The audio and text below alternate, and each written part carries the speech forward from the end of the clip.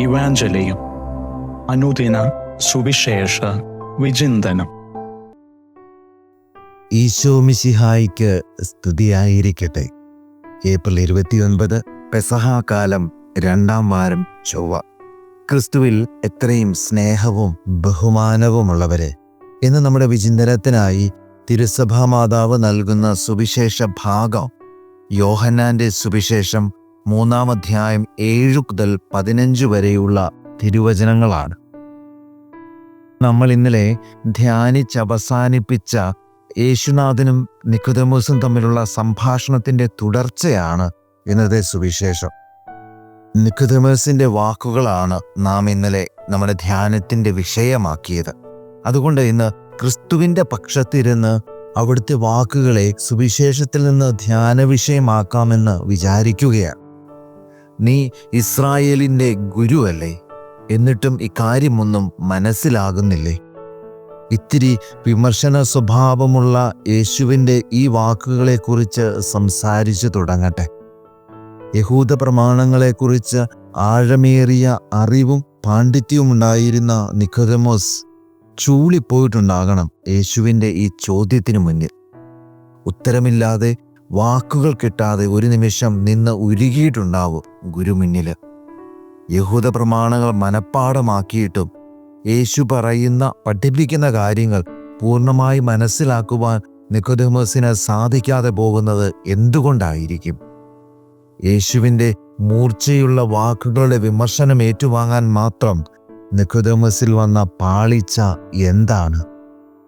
ആത്മീയവും സ്വർഗീയവുമായ നിത്യജീവന്റെ രഹസ്യങ്ങളെക്കുറിച്ച് യേശു പഠിപ്പിക്കുമ്പോൾ നിക്കോദെമോസിന്റെ ചിന്തകളും വിചാരങ്ങളും തികച്ചും ഭൗതികമായിപ്പോയി. അറിവുണ്ടായിട്ടും സ്വർഗീയ രഹസ്യങ്ങളും യേശുവിൻ്റെ വാക്കുകളുടെ പൊരുളും നിക്കോദെമോസിന് അന്യമായി പോകുന്നത് സാധാരണക്കാരെ പോലെ ഭൗതികമായി ചിന്തിക്കുന്നത് കൊണ്ടാണ്. ദൈവത്തിൻ്റെ രഹസ്യങ്ങളെ ബുദ്ധി കൊണ്ടും ഭൗതികത കൊണ്ടും അളക്കാനും അറിയാനും ശ്രമിക്കുന്നത് കൊണ്ടാണ്. ദൈവിക രഹസ്യങ്ങൾ നമുക്കും പലപ്പോഴും അന്യമായി പോകുന്നതിൻ്റെ ഒരു പ്രധാനപ്പെട്ട കാരണം നമ്മുടെ ചിന്തകളും വിചാരങ്ങളും ഭൗതികമായവയിൽ ചുരുങ്ങുന്നതും കുരുങ്ങുന്നതും കൊണ്ടാണ്. ഭൗതികതയുടെ അതിപ്രസരമുള്ളിടത്ത് ദൈവിക രഹസ്യങ്ങൾ വെളിവാക്കപ്പെടില്ല എന്ന ശക്തമായ സന്ദേശം നമുക്ക് ഇതിൽ നിന്നും വായിച്ചെടുക്കാനാവും. സ്വർഗീയ രഹസ്യങ്ങൾ വെളിപ്പെട്ട് കിട്ടാൻ മാത്രമല്ല, ആത്മീയ ജീവിതത്തിൽ ഉയർച്ചകളുണ്ടാകുവാനും ക്രിസ്തുവിനെ അടുത്ത് അനുഗമിക്കുവാനും ഒരാൾ കടക്കേണ്ട സുപ്രധാനമായ കടമ്പ ഭൗതികമായ ചിന്തകളെ അതിജീവിക്കുക എന്നതാണ്. സത്യമായി ഞാൻ നിങ്ങളോട് പറയുന്നു, ഞങ്ങൾ അറിയുന്നവരെ പറ്റി സംസാരിക്കുന്നു, കണ്ടവയെപ്പറ്റി സാക്ഷ്യപ്പെടുത്തുന്നു, എന്നിട്ടും ഞങ്ങളുടെ സാക്ഷ്യം നിങ്ങൾ സ്വീകരിക്കുന്നില്ല. യേശുവിൻ്റെ ഈ വാക്കുകൾ നിസ്സഹായതയുടെ വാക്കുകളായും സ്നേഹപൂർവമായ പരാതിയായും വ്യാഖ്യാനിക്കാവുന്നതാണ്. ഈ വാക്കുകൾ നിക്കോദെമോസിന് നേരെ ആണെങ്കിലും യഹൂദ പ്രമാണികൾക്ക് മുഴുവനും നേരെയുള്ള ആരോപണമായും വിമർശനമായും യേശുവിൻ്റെ വാക്കുകളെ വിലയിരുത്താവുന്നതാണ്.